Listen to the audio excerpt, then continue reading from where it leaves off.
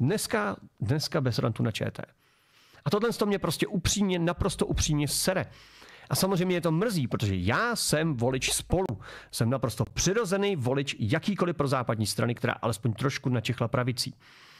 Nepotřebuju žádný experimenty, nepotřebuju si zakládat straničky, nepotřebuju si vstupovat do straniček, nepotřebuju žádný extrémisty, žádný mešugé, dredaře, prostě, co provolávají ANCAP. Nepotřebuju žádný experimenty. Jsem slušnej, daňový poplatník, otec od rodiny, splácím svoji hypotéku, starám se o zahradu, jsem v hasičích, ve fotbale, do píči, dejte mi, vole, regulérního, reprezentativního člověka, který mě bude zastupovat v parlamentu, a ne, že si tam, vole, sedne nějaká píča a budeme vysvětlovat, že Euro 7 je vlastně úplně super a že migrační pakt, kde budeme vyplácet Švédy za to, že mají moc migrantů, je vlastně úplně skvělý řešení, do prdele, ty vole.